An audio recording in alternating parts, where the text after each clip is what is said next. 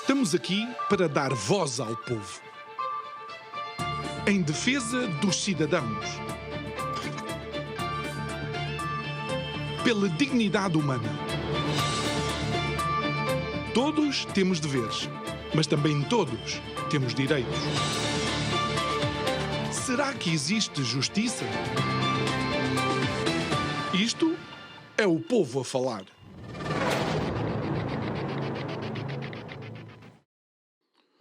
O povo falou, está falado, e aquilo que é a conclusão da noite eleitoral do passado domingo é de que mantém-se o governo liderado por Luís Montenegro, sim, o mesmo Luís Montenegro, que por causa de um eventual negócio onde estaria ele, a sua família, mulher e filhos metido, fez com que o governo do mesmo Luís Montenegro tivesse caído devido a moções de censura, moções de confiança e muita falta de paciência por parte de todos. A verdade é que, quando olhamos para o novo hemiciclo, a única coisa que se vê é uma reconfiguração das moscas, porque não sabemos se este navio poderá ser conduzido. Muito boa noite, o meu nome é João Nuno Pinto, isto é o Povo a Falar. Estou consigo de segunda a sexta-feira, neste mesmo horário, emissão em simultâneo, Curiacos TV e Rádio Vida 97.1. Mas há outra coisa que temos que falar, é da quantidade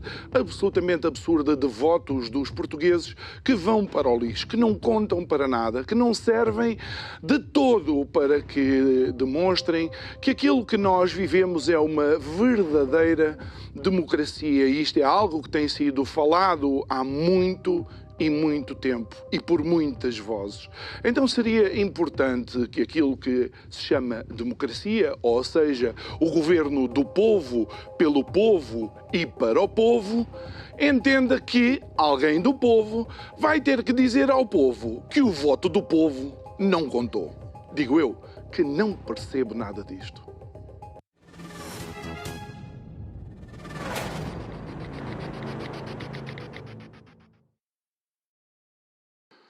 De volta ao nosso estúdio, no dia seguinte às legislativas de 2025, o nosso convidado de hoje é o João Paulo Batalha. E ainda antes de comentarmos os resultados, eu vou perguntar ao João Paulo Batalha, uma das primeiras vozes e mais ecoadas vozes em relação àquilo que era o conflito de interesses com o antigo e atual Primeiro-Ministro Luís Montenegro. Estaria Luís Montenegro em posição de legítima colocação diante dos portugueses para ir a votos? Olá, boa noite. É uma pergunta difícil porque, aliás, ele fez a campanha nesses termos e foi bem sucedido, e os termos em que ele fez a campanha foi o povo que me diga se isto é um problema ou não é. E aparentemente não é um problema. Mas quem é que do povo tirou direito, por exemplo, ou é especialista em corrupção para, com o seu voto, dizer a Luís Montenegro? Não é preciso ser especialista, mas, quer dizer, isto é um monumento ao populismo que os partidos centrais tanto criticam, uma pessoa pôr-se na posição de o povo é que me há de julgar. E o que o povo mostrou, e isto está, enfim, estudado em inúmeros estudos de comportamento eleitoral, é que as pessoas votam em função mais da situação económica, da sua situação económica e do país, do que em função de questões éticas ou de conflitos de interesses. Até porque, e eu acho que isso também ficou claro no resultado das eleições, quando as pessoas acham que problemas éticos todos os têm e que a corrupção está mais ou menos disseminada, não é por aí que os partidos se distinguem uns dos outros, a não ser os partidos de denúncia e de protesto, e foi o Chega que verdadeiramente ganhou as eleições. Eu acho que Luís Montenegro estava e está numa posição de um conflito de interesses impossível de conciliar, porque tem uma empresa que faz trabalhos de consultoria impossíveis de escrutinar a clientes que ele próprio angariou e que têm interesses com o Estado. Portanto, isto não deveria ter provocado eleições antecipadas, nem a admissão do Primeiro-Ministro. Não era mesmo caso para isto, era caso para resolver o problema da forma mais simples possível, que era extinguir a empresa. Disseste-o aqui, sim. Luís Montenegro não fez isso, preferiu ir para eleições das quais sai sentindo-se vingado. Mas o problema que existia antes das eleições continua a existir, a empresa continua a existir, continua a faturar, continua a prestar serviços. E, portanto, cada vez que a empresa prestar as suas contas anuais ao Estado, como tem que fazer, vai haver jornalistas a consultar as contas da empresa e a fazer notícias sobre se a Spinum Viva faturou mais ou menos este ano, e vai haver outra vez perguntas sobre quem são os clientes, quais são os serviços prestados. Portanto, cada vez que o Primeiro-Ministro quiser fazer alguma coisa, lançar alguma nova iniciativa ou precisar de apoio político para uma reforma que queira fazer, vai haver notícias sobre a Spinum Viva a que ele vai ter que responder ou vai escapar a responder, vai dizer isto já se discutiu, já fomos a votos por causa disso, mas o problema não vai desaparecer. E eu acho que não é por acaso que é neste quadro, na segunda eleição antecipada no espaço de 2 anos, que acontece por causa de problemas éticos e de suspeitas de corrupção, que o partido que faz campanha não só contra a corrupção, mais genericamente até contra o sistema, contra este sistema de promiscuidade entre política e negócios, é o que claramente mais beneficiado sai. E, portanto, Luís Montenegro, que ontem à noite estava todo contente a celebrar a sua vitória, nos próximos dias vai experimentar a ressaca dessa celebração, porque ele não está com um governo mais sólido na próxima legislatura do que estava antes, não tem uma maioria, não tem a quem se coligar para fazer essa maioria, a não ser que quisesse falar com o Chega e não quer, e acho que nem o Chega quer fazer parte de uma maioria com o PSD, porque o Chega percebeu que conseguiu limpar, ou, enfim, limpar se calhar estou a ser demasiado bruto, mas conseguiu ultrapassar o PS, e esse vai ser o resultado final quase de certeza. Falta a contagem dos deputados da imigração, em que é muito provável que o Chega fique à frente do PS, e em termos de número total de votos, se não ficar à frente, ficará relativamente equiparado. Portanto, o Chega virá a ser o líder da oposição, e depois de ter ultrapassado o PS, pode apontar as baterias ao PSD. E nós já vimos isto acontecer noutros países da Europa, em que os próprios partidos socialistas europeus fizeram isto, nomeadamente em França, com Mitterrand. François Mitterrand em França, desde os anos 80, foi o grande patrono da extrema-direita com Jean-Marie Le Pen, e usava a extrema-direita para assustar os eleitores a não votarem em ninguém na direita e a reforçarem o Partido Socialista francês. António Costa fez o mesmo aqui em Portugal. António Costa, nomeadamente com a sua maioria absoluta, conquistou-a assustando os eleitores em relação a todo o voto na direita por causa do Chega. Ninguém fez mais para promover o Chega e André Ventura em termos políticos, até em termos mediáticos, do que António Costa. E aconteceu agora o mesmo que aconteceu em França, onde o Partido Socialista essencialmente deixou de existir. É quando se estica este elástico, até ele partir, quando o elástico parte na cara de quem o esteve a esticar. No nosso caso foi o Partido Socialista. Não partiu na cara de António Costa, que já partiu para melhores paragens em Bruxelas, partiu na cara do seu sucessor, que também já tem trazia muitas responsabilidades, trazia um capital político. Tem imensas responsabilidades pessoais neste mau resultado, mas as responsabilidades não são exclusivamente dele. O partido dele fez tudo para que o Chega chegasse a este ponto, achando que o Chega destruiria a direita antes de destruir a esquerda.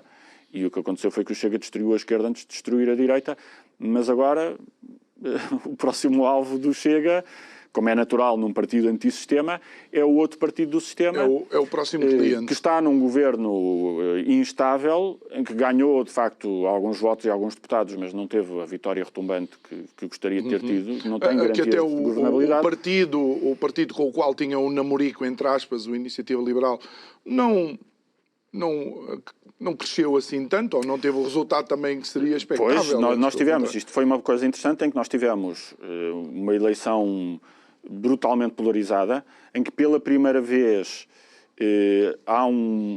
os partidos de direita têm 2/3, ou mais de 2/3 dos votos e deputados. Quer dizer, em teoria, e essa pergunta até surgiu ontem, é possível fazer uma revisão da Constituição que exige uma maioria de 2/3 dos deputados sem precisar de votos de ninguém à esquerda, mas houve 2 partidos que foram em contraciclo. À esquerda há um partido que consegue ganhar quando todos os outros perdem, que é o LIVRE, e à direita há um partido que consegue perder quando todos os outros ganham, que é a Iniciativa Liberal. Enfim, eles não concordaram com esta caracterização, porque a Iniciativa Liberal cresceu alguns votos e até aumentou um deputado, mas de facto com o crescimento que houve à direita, não foi a Iniciativa Liberal que conseguiu capitalizar esse crescimento, portanto não foi muito mobilizadora e de qualquer maneira estes 9 deputados não são suficientes para criar uma maioria com o PSD, portanto nós temos de facto um problema de governabilidade, eu ia dizer tão grande como tínhamos antes, no sentido em que na verdade não mudou nada, mas eu acho que é um problema de governabilidade ainda maior, porque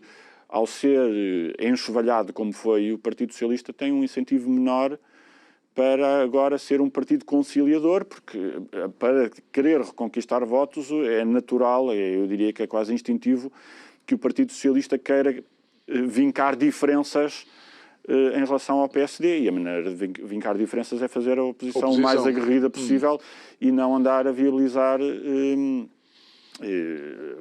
orçamentos, ou até, que foi um pequeno drama que se colocou o ano passado, depois das eleições, que foi a eleição do Presidente da Assembleia da República, que acabou por ser o PS a salvar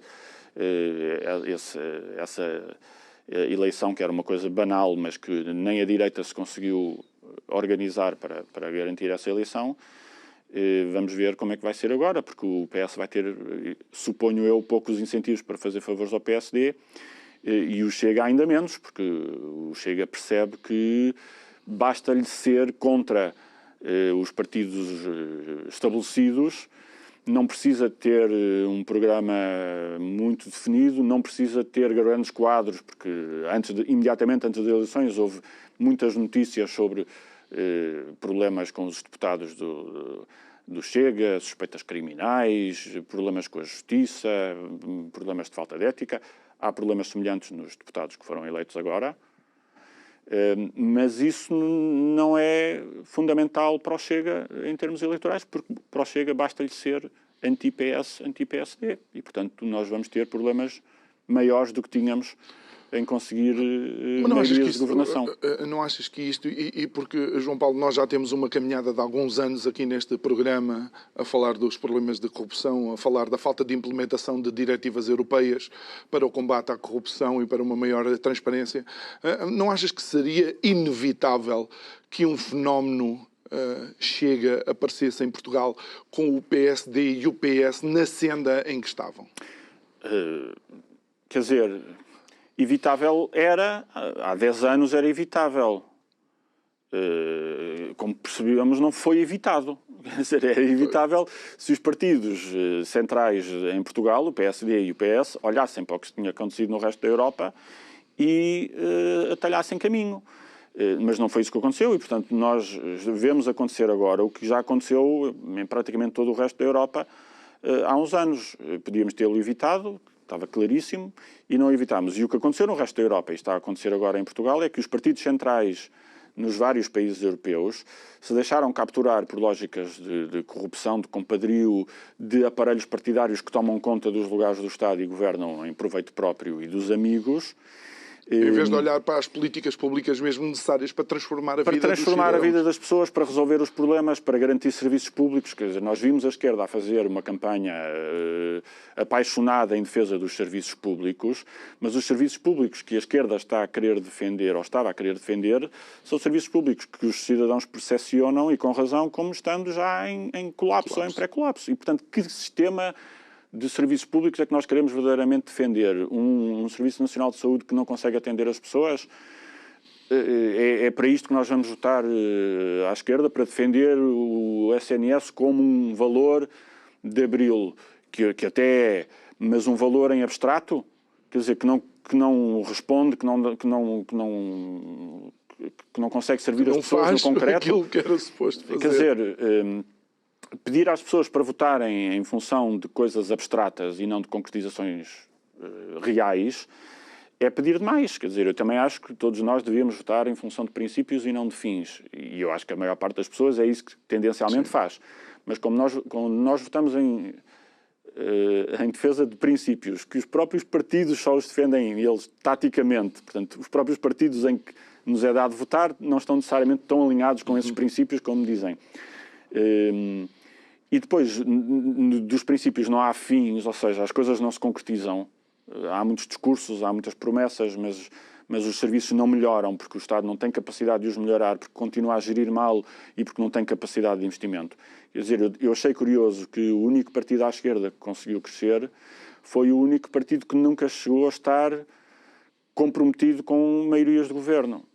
Apesar de ser um partido livre, que fez campanha a dizer que estaria disponível e até entusiasmado em ir para o governo com o PS.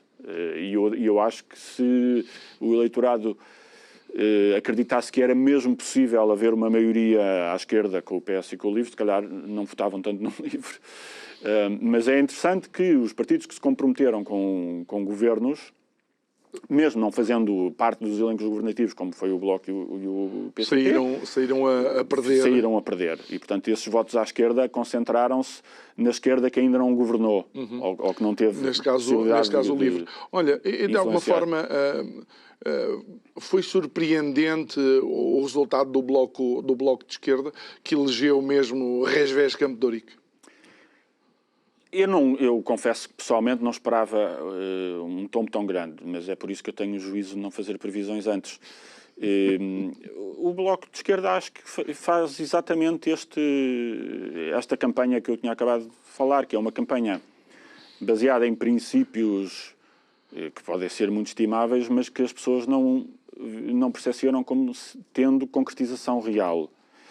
E a outra coisa que eu achei interessante no Bloco de Esquerda é que o Bloco de Esquerda, quando surgiu em 1999, aliás, com 2 deputados, agora só tem 1, portanto, este é mesmo o pior resultado de sempre, mesmo quando eles entraram no Parlamento pela primeira vez. O Bloco de Esquerda, no fim dos anos 90, era o partido antissistema, era o partido que estava farto era o Chega à esquerda. Era o Chega à esquerda, era um partido que tinha pouco respeito pelo PS e pelo PSD e pelos vícios acumulados, era o partido que vinha a agitar e de alguma maneira agitou e chegou a ter uma boa representação parlamentar e depois aconteceu o que acontece sempre com os partidos antissistema, foi-se diluindo dentro desse mesmo sistema. E eu acho que é o que vai acontecer ao Chega, até porque o Chega tem uma responsabilidade maior com este Parlamento em viabilizar ou não viabilizar coisas. Eu acho que essa responsabilidade que a aritmética eleitoral lhes deu não se vai traduzir numa maior vontade ou capacidade de compromisso, porque não é aí que está o ativo eleitoral do Chega. O ativo eleitoral do Chega está no protesto e, portanto, em próxima eleição os votos ou a posição que o Chega estava a disputar agora com o PS de ser ou não ser o segundo, vai disputar com o PSD de ser ou não ser o primeiro, porque nós também já vimos isto acontecer nos países da Europa. E, portanto, o Chega vai começar a diluir-se, vai ter que começar a ser poder direto ou indiretamente e vai começar a estar mais exposto aos casos dos seus próprios membros, à eficácia daquilo que propõe ou não propõe. E, portanto, à medida que tudo isto se desloca para a direita, vamos ter mais dia menos dia, Chega no governo. Por outro lado, e outros partidos que hoje são ainda mais radicais do que o Chega, a fazer a pressão à direita que o Chega está neste momento a fazer, nomeadamente o ADN, que é um partido que desta vez não conseguiu sequer eleger e até perdeu alguns votos em relação ao ano passado. Houve mais concentração, mas acho que veio nos partidos, digamos, viáveis. Veio consolidar a ideia de que não houve propriamente um engano muito grande quando se votou exatamente, ano passado. Quando se votou ano passado, que os votos dele, os 100 mil votos que tinha tido o ano passado eram um engano, pois agora as pessoas já sabiam as siglas e teve 78 mil, quase 80 mil, 79 mil, vá.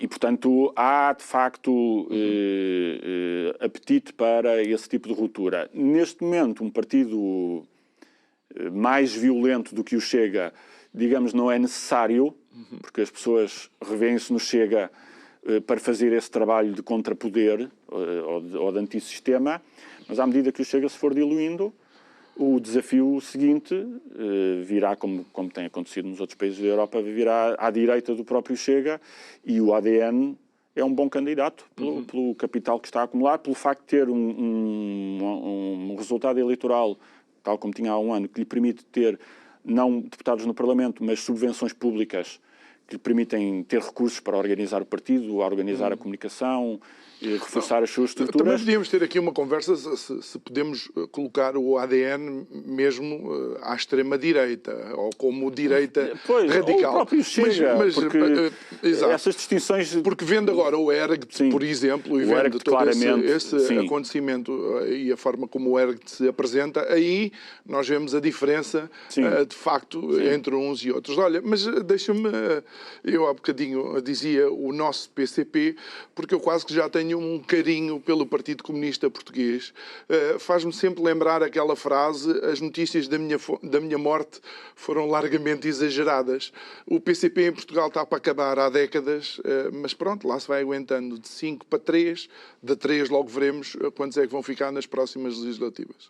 Sim, quer dizer, tem sido uma morte lenta, digamos assim, e o PCP continua a ter uma capacidade de penetração e de influência noutras áreas da política para além da política eleitoral, nomeadamente nos sindicatos, em alguma sociedade civil, que são coisas que eu, sinceramente, pessoalmente, acho que fazem mais mal do que bem ao próprio sindicalismo e à própria sociedade civil, mas ele continua a ter essas bases de apoio. Mas, de facto, está cada vez mais exíguo. Nós vimos os mapas eleitorais com uma clivagem no Rio Tejo, em que acima do Rio Tejo... Isto é um fenómeno, não é? Não sei o que é que existe nos ares acima do Tejo, ou na água acima do Tejo, mas acima do Tejo todos os distritos ficaram Laranja, com maiorias da AD, e abaixo do Tejo todos os distritos ficaram com maiorias do Chega, exceto Évora, que o PS ainda ganhou por pouco. Saltar de PCP para Chega é toda uma acrobacia. Pois, e lá está, e é difícil sabermos se são transferências diretas, mesmo, por exemplo, no Alentejo, onde o PCP sempre foi forte e durante muitos anos elegeu deputados, agora não ficou nem perto, e é sempre difícil saber se são votos que se transferem diretamente do PCP ou do PS para o Chega, ou se são votos que se transferem do PCP e do PS, ou do PCP para o PS, do PS para o PSD e do PSD para o Chega. Não sabemos, é difícil medir isso. Mas, de facto, no sul de Portugal, que sempre foi a zona menos industrializada do país e, portanto, com maiores problemas de pobreza estrutural persistente, com dificuldade também de acesso a serviços públicos, porque são zonas menos povoadas, onde o Estado está menos presente, onde os serviços são piores. Aliás, nós vimos isso na reta final da campanha com os problemas de saúde de André Ventura. Teve aquele primeiro em Tavira, relativamente perto do Hospital de Faro. No dia seguinte teve um problema de novo, o mesmo problema gástrico, creio, em Odmira. Estava a 1 hora de distância do hospital de serviço mais próximo, em Santiago do Cacém, portanto teve que sair do interior do Alentejo para o litoral. E quando os médicos acharam que ele precisava de um cateterismo, não havia no Hospital de Santiago do Cacém, estava a 2 horas, ou 1 hora e meia, acho que 2 horas, Santiago do Cacém para Setúbal. Portanto, isto é o país real. Pois. É esse país que virou completamente do PS ou até do PCP para o Chega, porque, de facto, este voto no Chega é um voto de quem está farto do sistema e, portanto, o Chega não precisa ter grandes quadros e pode ter gente com problemas com a justiça e de ter crimes até um bocado patéticos, como o roubo das malas do deputado que tinha sido eleito pelos Açores. Pode ter um programa irrealista ou até pouco coerente que muda consoante o vento. Para as pessoas, muitas delas abstencionistas, que tinham desistido de votar porque estavam fartos do sistema e que voltaram a votar, o ano passado, como este ano, tivemos baixa abstenção, basta ser uma alternativa viável, no sentido com força suficiente, para não ser nem PS e PSD. Mas não achas que fica difícil, por exemplo, tanto para PSD como para PS, de alguma forma, que esses casos de falta de transparência no Chega, de facto, os afetem? Quando nós tivemos secretários de Estado que se tiveram que demitir porque legislaram em relação à lei dos solos, tendo eles próprios empresas de intercâmbio ou de venda e compra desses mesmos solos. Pois, mas enfim, nós agora temos um deputado eleito pelo Chega que tem um mesmíssimo problema. O deputado Francisco Lima, que foi eleito pelos Açores, era até agora deputado regional nos Açores. Enquanto deputado regional promoveu e conseguiu fazer aprovar uma alteração a uma lei regional que promove o uso do glifosato, aquele químico que é usado nomeadamente para limpar os passeios de ervas daninhas, etc. O uso desse químico estava proibido nos Açores pelas entidades públicas, câmaras, etc., exatamente para esses usos urbanos. Ele aprovou uma lei que revoga essa proibição, portanto, promove o uso do glifosato, e ele próprio é vendedor de glifosato. Portanto, isto é o conflito de interesses típico do Centrão. Só que podemos contar esta história aos apoiantes do Chega e eles dizem, mas o Chega nunca governou. Portanto, nunca esteve nessa posição em que usasse o poder do governo para fazer estes negócios e, portanto, as pessoas só vão verdadeiramente romper com o Chega enquanto partido de protesto se o virem chegando no ao poder. Não é antes de chegar ao poder, é quando estiver no poder a fazer o mesmo. E eu acho que quando estiver no poder vai provavelmente fazer o mesmo porque estas coisas são sistémicas. Ou nós temos instituições que previnem este tipo de coisas, ou não temos. O que nós percebemos com esta história da Spinum Viva que provocou eleições é que as instituições que deviam existir para prevenir estas coisas ou não existem ou são inúteis. Desde logo, há um código de conduta do governo que tinha sido aprovado pelo próprio Luís Montenegro, que tinha uma solução para estas coisas, uma obrigação de fazer cessar o conflito de interesses, estava lá escarrapachado nesse código de conduta assinado pelo próprio Primeiro-Ministro, e isso foi olimpicamente ignorado. Há uma entidade dita da transparência que devia também avaliar estas situações de conflitos de interesses e que também não o faz. Portanto, nós não temos mecanismos legais e institucionais. Os mecanismos legais que há são muito fracos e são interpretados ao interesse de cada um e depois não há instituições que atuem.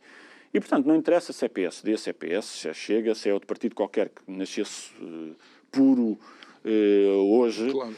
Quando o sistema não está preparado para impedir que estas coisas aconteçam, estas coisas mais tarde ou mais cedo. Quer dizer, não há volta a dar. E, portanto, isto vai sempre acabar por acontecer.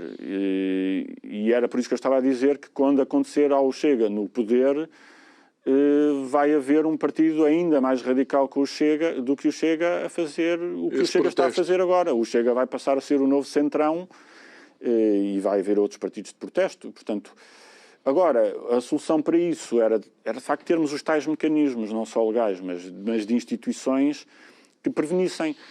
Mas ninguém está interessado em fazer essas coisas acontecerem e é muito difícil fazer campanha junto ao cidadão médio que está a sentir o aperto até económico da má governação e dizer-lhe que tem que votar em função de melhores instituições, não sei, porque aqui é um debate que entra logo em áreas académicas, em áreas técnicas que não são inspiradoras, não é? E não só, mas começar logo para quem está à frente dessas próprias instituições ser escolha política, não é?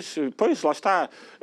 Obviamente, portanto, estas instituições ou não existem ou quando são montadas de propósito para branquear tudo e fazerem com que as coisas não funcionem. Mas vai ser interessante agora, porque o Chega, se de facto tiver esta posição oficial, digamos assim, de líder da oposição, vai ter um papel maior do que tinha até aqui, muito maior do que tinha até aqui, em coisas tão elementares como nomeação de juízes para o Tribunal Constitucional, para entidades de controlo, que existem em Portugal, nomeadas pelo Parlamento e que precisam de consenso do Parlamento para serem nomeadas. E, portanto, o Chega vai, de facto, começar a ter uma coisa que não teve até aqui, que é, por um lado, capacidade de influência na estruturação das instituições do Estado, que pode ser usada para bem ou para mal, porque essa capacidade de influência é ao mesmo tempo capacidade de colocar gente em cargos, de dar um emprego a este e não àquele. É verdade, João, mas lá está. Vamos lá ver como é que eles gerem isso. Mas para nós tem que ser, e temos de dizer isto com alguma honestidade intelectual, é um déjà vu. Quantos procuradores-gerais da República é que tu sabes que foram escolhidos precisamente para não chatear os senhores políticos? Sim. Não é? Sim, e o que vai ser interessante é saber se este novo partido de protesto, que está agora em posição de não necessariamente decidir essas coisas, mas de influenciar em boa medida, como é que ele vai usar esse poder. Não só que pessoas é que vai nomear ou pôr em listas, porque, por exemplo, os juízes para o Tribunal Constitucional, quando há vários juízes a acabarem o mandato ao mesmo tempo, são eleitos em lista, ou para os conselhos superiores que fiscalizam a magistratura e o Ministério Público. É uma lista única que tem gente nomeada pelos vários partidos e, portanto, tem que haver um entendimento. Eu estou não só interessado em saber que tipo de pessoas é que o Chega vai pôr nas listas para este tipo de cargos, mas se vai ou não vai fazer alguma pressão para que os próprios métodos de nomeação mudem.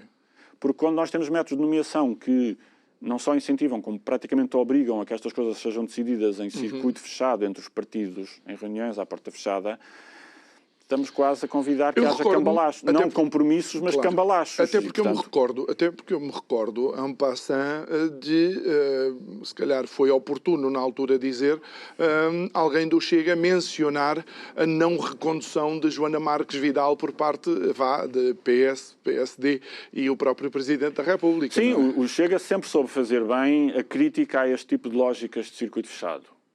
Mas agora o circuito que está fechado sempre para todos, está aberto para eles. Agora fazem parte do circuito.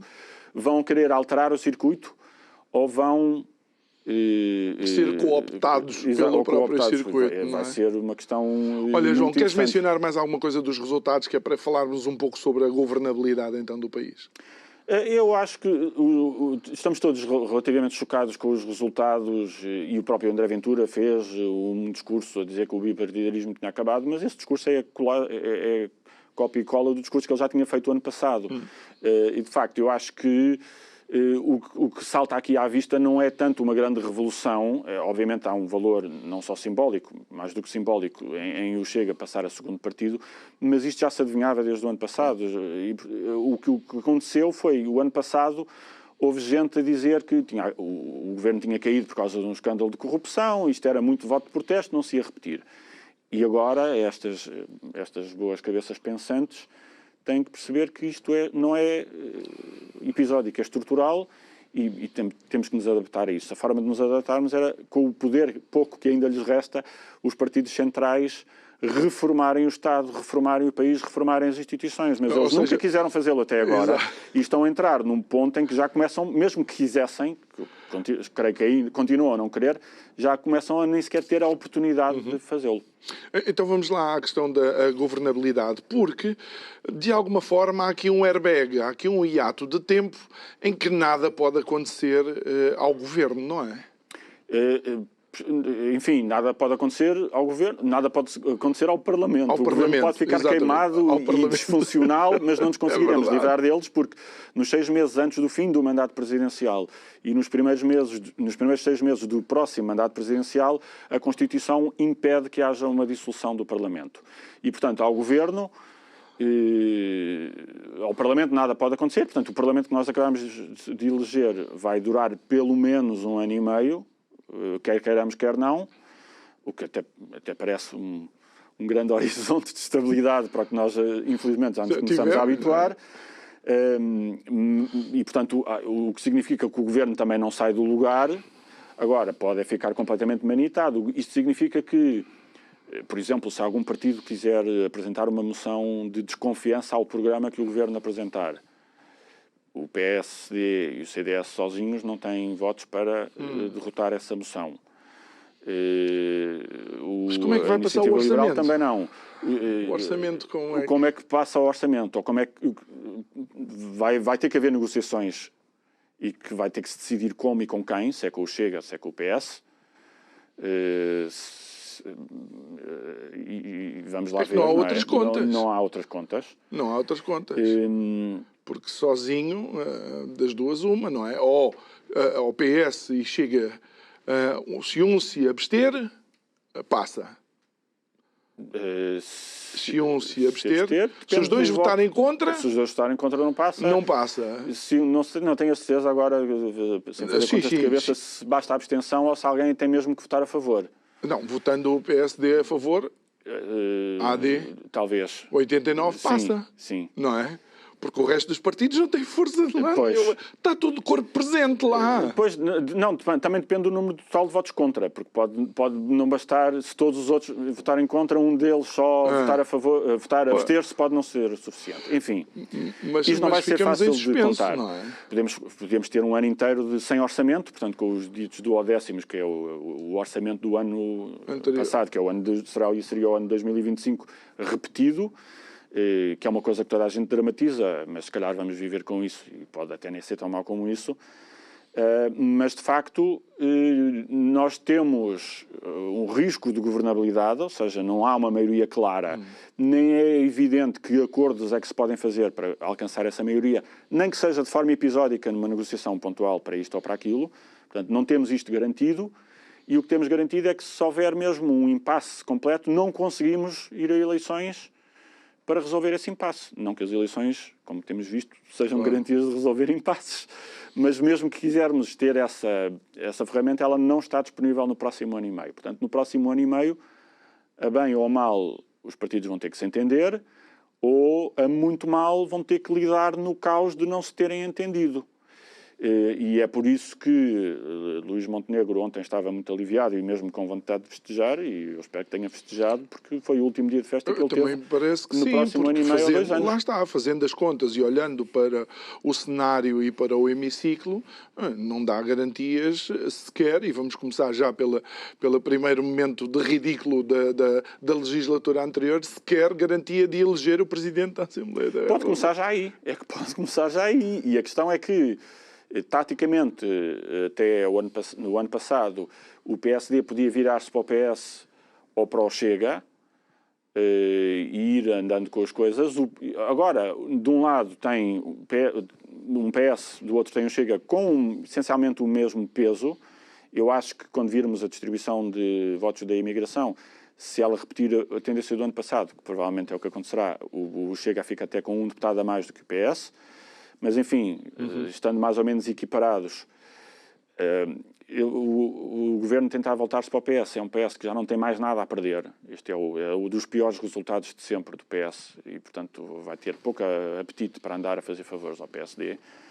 E não achaste, de alguma forma, enigmática a mensagem de Pedro Nuno Santos? E estamos a voltar ao partido, porque estamos a falar de governabilidade, ou seja, ele, na despedida da liderança do PS, ele faz questão de deixar a sua opinião, sendo que a opinião dele já não vale.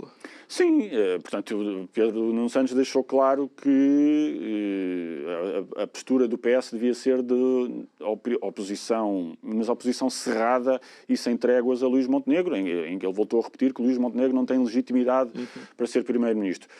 Enfim, eu acho que Luís Montenegro deu cabo da sua legitimidade ética com uma história que ele devia ter resolvido e não quis resolver, mas é difícil dizer a uma pessoa que acaba de ser reeleito que não tem legitimidade. É assim um bocado, enfim. E, portanto, o Pedro Nuno Santos, no mesmo dia em que diz que se vai embora, deixa a tática sobre a posição que o Partido Socialista deve tomar. É óbvio que a tática não vale grande coisa, porque a tática de Pedro Nuno Santos deu o resultado que nós vimos. E, portanto, eu acho que o PS decida o que decidir, não vai decidir em função da opinião de Pedro Nuno Santos. E, portanto, eu acho que essas declarações dele se podem simplesmente explicar como uma pessoa a fazer o luto de uma morte violenta e muito repentina, em que ele não consegue desligar-se imediatamente, mas é evidente, quer dizer, Pedro Nuno Santos já não tem nada para sequer sugerir ao PS em relação a decisões de tática política ou eleitoral, porque deixou o partido numa situação muitíssimo penosa, com o risco que ele tomou de dizer à partida que não ia viabilizar uma moção de confiança e, portanto, por ele iriam para eleições e, portanto, eu até acho que é maior a responsabilidade do PSD em ter provocado as eleições, ou quase exclusiva, quer dizer, era um problema de um conflito de interesses que devia ter sido resolvido e não foi. E o Primeiro-Ministro preferiu forçar eleições a resolver um problema que era fácil de resolver. Mas a verdade é que, pelo que se percebeu, o eleitorado culpou mais o PS do que o PSD por esta eleição antecipada. É incrível como é que o PS fica, depois de Pedro Nuno Santos, pior do que ficou depois de José Sócrates, não é? É uma coisa pois, eu acho que o PS inusitada. Tem que aproveitar este resultado como uma prenda mal disfarçada, que é deixar de pensar em círculos eleitorais curtos, perceber que tem que se refundar por completo. E refundar-se não é fazer o discurso mais ao centro e menos à esquerda, que é o que nós agora estamos a ouvir dos comentadores todos. É reconhecer que um partido que tanto gosta de falar da sua história como partido fundador da democracia, e tem razões para fazê-lo, porque foi de facto, tem que falar das outras partes da sua história. e da enorme permeabilidade que o partido teve à corrupção, do facto de ter tido um primeiro-ministro estruturalmente corrupto, e eu digo estruturalmente corrupto no sentido em que ele usou não só a máquina do Estado para enriquecer, mas usou a máquina do Estado para fazer favores objetivos a grupos económicos e usou a máquina do partido para acobertar esse mau uso da máquina do Estado. E, portanto, o PS tem que fazer uma meia-culpa disso, tem que dizer claramente, temos muitas manchas no nosso currículo. E não vale a pena dizer que fomos os fundadores da democracia há 50 anos, que foram e com muito mérito, se depois queremos que as pessoas finjam que ignorem os últimos 20 ou 30. E o que as pessoas mostraram é que não ignoram os últimos 20 ou 30 anos do Partido Socialista. Portanto, aproveitem esta grande sova como o patamar zero e dizer, pá, mais baixo do que isto vai ser difícil. E, portanto, vamos repensar tudo. E repensar tudo não é só o discurso tático eleitoral. Estamos em Portugal. É o papel que o Partido Socialista objetivamente teve na degradação das instituições e na degradação da democracia que eles próprios fundaram. E recomecemos do zero. Reconciliem-se com os portugueses. Reconciliem-se com as pessoas que deixaram de acreditar quer no PS, quer no PSD. A vantagem do PS ter levado o tombo antes do PSD é que pode começar este trabalho já, se quiser. Vamos ver se quer. Claro. Eu sempre que me falas em que chegámos ao fundo do poço, em Portugal, há quem diga que quando pensamos que chegámos ao fundo do poço, aparece outro português com uma pá pronto para cavar mais um bocadinho. É verdade. Mas pronto, olha, João, outro ponto importante em relação ao PS, que é o grande perdedor da noite. Não há outra forma de dizer isto, eu lamento imenso, é o grande perdedor da noite. Devia reencontrar-se com a sua própria gênese, ou seja, de alguma maneira, parece de algumas décadas para cá, 2 décadas sensivelmente, parece que o PS se tornou mais elitista ou afastou-se daquilo que era ou é identificado como o povo. Acho que sim. Acho que sim, por uma razão simples. Nós estamos num país com dificuldades estruturais de crescimento económico e dificuldades estruturais de distribuição do pouco crescimento que há. E nós temos o debate muito polarizado entre uma esquerda que diz que é preciso distribuir a riqueza para que os mais pobres não sofram tanto, e uma direita que diz que é preciso criar riqueza porque só assim é que saímos do buraco. Nós temos os dois problemas. Nós somos um país desigual e somos um país pobre, e a pouca riqueza que há é desigual. Ontem mesmo estava a ajudar o meu sobrinho com os trabalhos de casa, a preparar-se para um teste de História, que é a minha área, e estávamos a recordar durante a Primeira Guerra Mundial, portanto há 100 anos, ou 90 anos,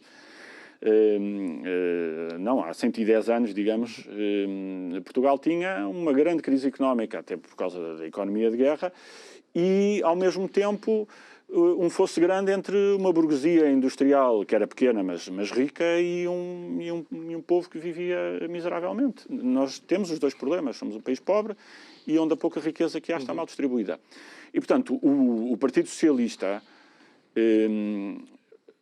não só se resignou a fazer um trabalho de tentativa de redistribuição com subsídios e programas sociais ineficazes e insuficientes, como comunica como grande defesa do Estado-providência esse assistencialismo muito frágil e muito incapaz, ao mesmo tempo que depois o próprio partido cavalga as estruturas do Estado para benefício próprio. E, portanto, obviamente, o Partido Socialista perdeu todo o crédito. Perdeu o crédito quer como potencial reformista, quer como defensor do Estado Social. Quer dizer, aliás, a forma mais interessante de vermos isto é ver como os partidos trocam de discurso uns com os outros no que toca à saúde.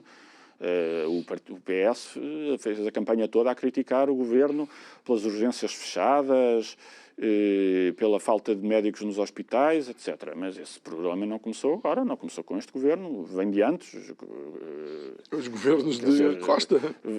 Porque o que os governos todos estão a fazer, quer queiram, quer não, é num sistema em que não têm capacidade de investir, nem vontade de pôr a gerir bem, porque os gestores do sistema de saúde são sempre os nomeados políticos de um partido e do outro. Portanto, não temos capacidade de investir nele porque não temos dinheiro. e não temos capacidade de geri-lo como deve ser, Claro. E, portanto, o que nos resta é, onde é que hoje faltam médicos, é tentar gerir o declínio. Sabemos que não temos médicos aqui, esta urgência vai ter que estar fechada hoje, tentar que o amanhã embate aquela, seja mais suave, distribuir o não mal é? pelas aldeias. E, Muito portanto, bem. óbvio que isso não é minimamente mobilizador. E quando depois se veste isso num discurso até de virtude moral, que foi o que a esquerda fez, nós somos pelo Estado Social, nós somos pelo Serviço Nacional de Saúde e os outros querem privatizá-lo. Até a questão de nós somos pelos trabalhadores e ver constantemente a função pública, nomeadamente nos transportes, em greve e todas as famílias a sofrer o impacto disso. A sofrer não é? o impacto das greves, a sofrer o impacto do mau funcionamento dos serviços e a perceber que mesmo as greves, inclusive as greves que tivemos mesmo nas vésperas das eleições, com muito mérito que possam ter, parecem sempre estar alinhadas com os círculos partidários. E eu percebo perfeitamente, calma lá, é preciso dizer isto porque também vimos muitos líderes políticos a dizer que temos que rever a lei da greve. Eu tenho muitas reservas em relação a isso.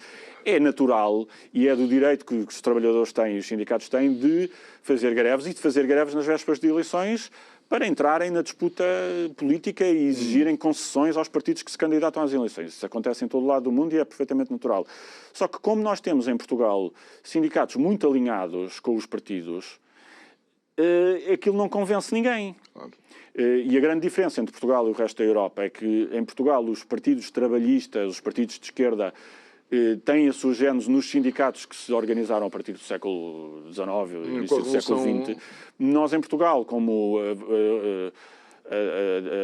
o Estado Novo reprimia os sindicatos, mas antes mesmo... Na Primeira República também não era... A Primeira República deu liberdade sindical, mas também foi uma coisa curta. Okay. E antes também havia repressão aos sindicatos. Quer dizer, nós nunca tivemos sindicatos livres, a não ser depois do 25 de Abril. Portanto, enquanto que no resto da Europa foram os sindicatos a criarem os partidos de esquerda, em Portugal foram os partidos de esquerda a criar os sindicatos. E, portanto, essa relação umbilical continua em que os sindicatos continuam a ser correias de transmissão dos partidos. João, estamos nos últimos 2 minutos e meio, sensivelmente, e podíamos falar agora um pouco do mais silencioso de todos os faladores, o Presidente Marcelo Rebelo de Sousa.